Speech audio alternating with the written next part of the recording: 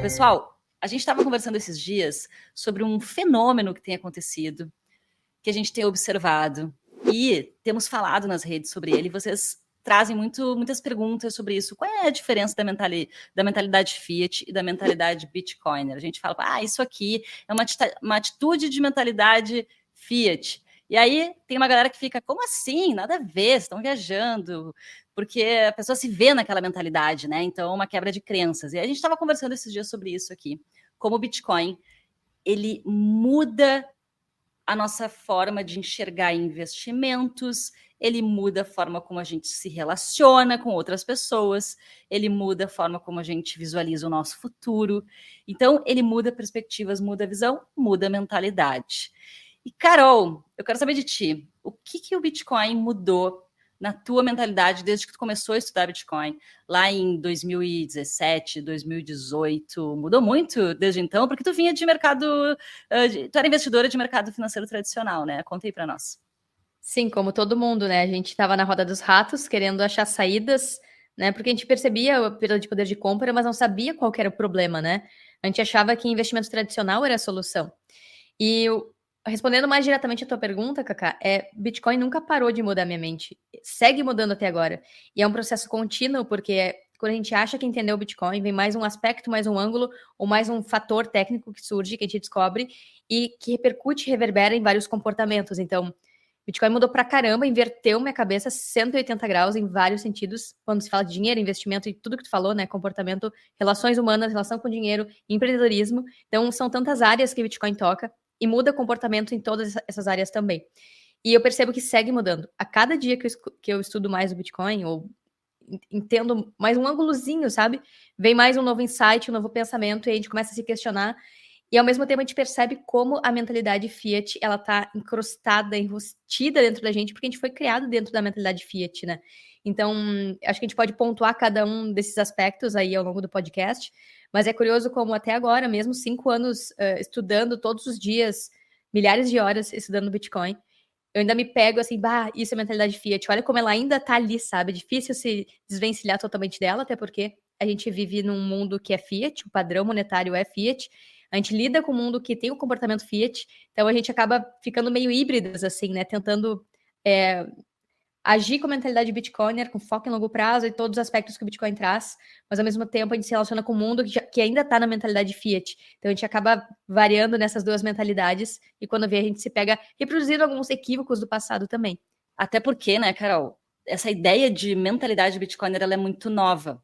Então, o Bitcoin existe há 15 anos e está todo mundo, eu acredito, aprendendo com o Bitcoin, como tu comentou, né? Todo dia é um aprendizado novo que Bitcoin traz e que muda uma chavezinha dentro da gente.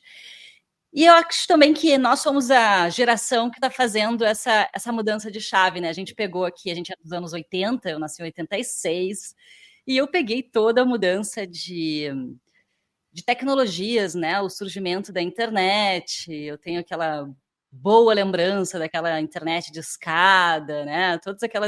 Aquele início de internet ali que ficava horas usando ficava horas navegando na internet, usava o telefone de casa, minha mãe ficava maluca que eu estava ocupando o telefone, que era caríssimo na época. Então eu peguei toda essa transformação, tu também, das televisões, da época da fita cassete, para o CD, para o DVD. Então, a gente, dos anos 80, a gente pegou uma mudança muito grande tecnológica.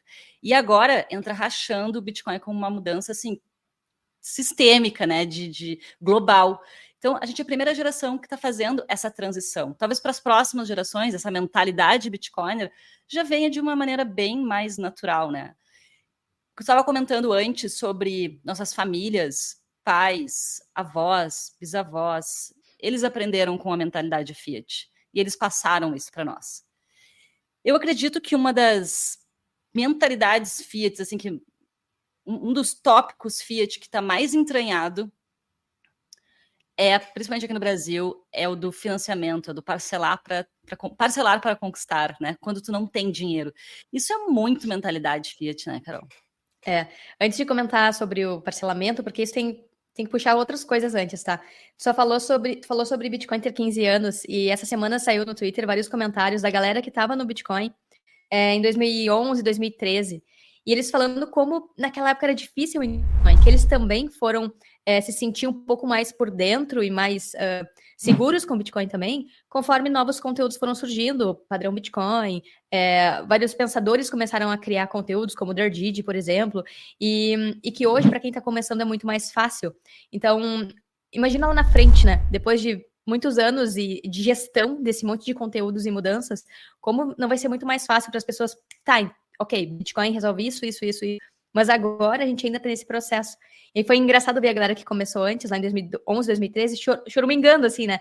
Pô, agora para vocês está muito mais fácil. Para a gente, naquela época, não nos cobrem por não ter entendido o Bitcoin de primeira ou não ter entendido completamente, né? Porque eles estavam sendo cobrados no sentido que, como que vocês não entenderam o Bitcoin com uma revolução energética na época, por exemplo?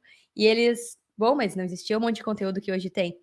E aí tu falou sobre, agora conectando na outra parte da tua fala, sobre crédito fazer parte da mentalidade Fiat. Eu acho que é importante a gente meio que categorizar, né? Por que crédito tu enxerga como parte da mentalidade Fiat?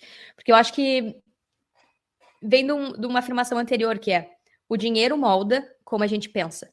E a forma como o dinheiro é criado molda como a gente pensa. E a gente pode pensar em vários aspectos, tá? O formato do crédito, ele tem a ver com gerar uma dívida para poder evoluir.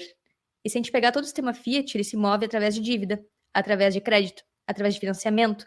Quando os governos imprimem dinheiro, eles estão gerando dívida, porque eles criam mais títulos, eles acabam se alavancando. Então, o sistema Fiat, ele funciona através de alavancagem. Né? Um financiamento é uma alavancagem, tu não tem o dinheiro na hora para consumir, para montar o teu negócio.